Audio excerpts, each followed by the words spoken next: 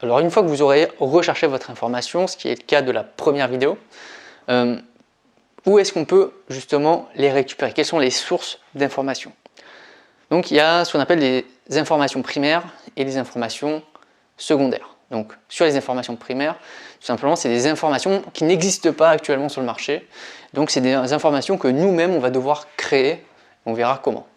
Et vous avez ce qu'on appelle des informations secondaires, donc ce sont des informations qui existent déjà aujourd'hui, donc ça a été des études commerciales ou des recherches qui ont déjà été faites, soit par des concurrents, soit par de la presse spécialisée, soit par des précédents managers du magasin ou du réseau. Donc ce sont des informations qui existent et donc on verra qu'il y a un tri qui est beaucoup plus important parce qu'on retrouve de tout et de n'importe quoi. Donc les informations primaires tout d'abord. Donc vous avez ce qu'on appelle aussi des études quantitatives. Donc les études quantitatives vont permettre d'avoir des données chiffrées, donc comme une étude de marché sur la taille par exemple du marché, son évolution, ou des études de la concurrence, sont ce qu'on appelle des études quantitatives, donc qui permettent d'avoir des données vraiment chiffrées sur le marché. Après vous avez ce qu'on appelle les études qualitatives. Quand vous créez une enquête de satisfaction, vous n'allez pas forcément récolter des données, même si à la fin vous allez pouvoir l'exploiter sous forme de pourcentage, mais en quelque sorte ça va vous donner cette enquête de satisfaction, des ressentis de la population, des avis, ce qu'on appelle tout simplement une enquête de satisfaction. Ça va vous donner des explications, par exemple à une baisse de chiffre d'affaires ou à un engouement justement pour quelque chose. Peut-être qu'il y a eu une forte hausse de chiffre d'affaires parce que tout d'un coup la clientèle elle s'est vraiment intéressée à votre marché qui vient d'arriver. Donc ces enquêtes de satisfaction permettent justement d'obtenir des informations supplémentaires qui viennent compléter les études quantitatives qui donnent des données chiffrées. Maintenant, les sources d'informations qui sont secondaires maintenant.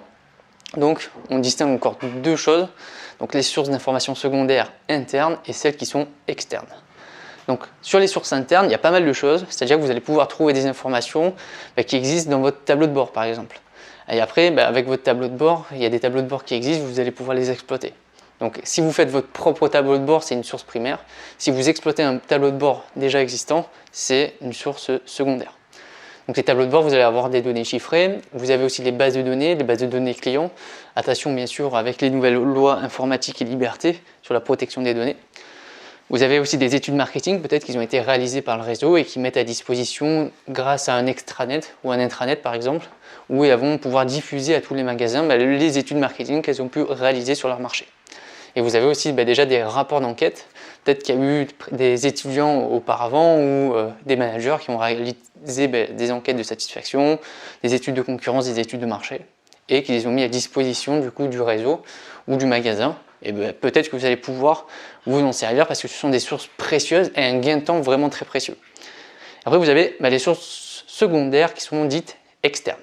Donc là-dedans, vous avez ce qu'on appelle la presse spécialisée forcément, donc LSA, linéaire pour la grande distribution qui vous permet d'avoir des informations très précises sur l'état du marché, du commerce et de la distribution. Vous pouvez trouver des informations très intéressantes sur LinkedIn ou d'autres réseaux professionnels, Viadeo par exemple au niveau de la vidéo.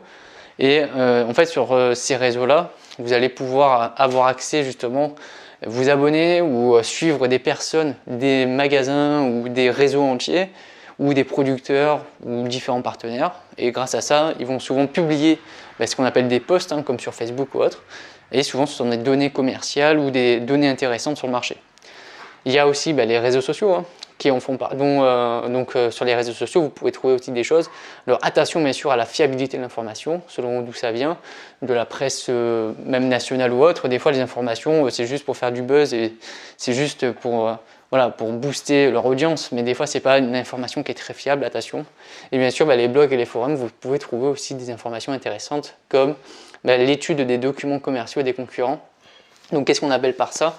C'est-à-dire que vous prenez un catalogue promo de votre concurrent, là vous avez des données importantes dessus, vous avez le prix des produits, la stratégie qu'ils ont utilisée pour leur promotion. Vous avez vraiment pas mal d'informations qui peuvent être exploitables. Ou dans les données commerciaux, vous avez aussi la publication des comptes annuels qui est totalement publique, où vous pouvez voir justement, alors des fois il faut payer, ça dépend, mais vous pouvez avoir accès justement au bilan de l'entreprise pour savoir si elle se porte bien ou pas. C'est possible, vous pouvez étudier tout ça.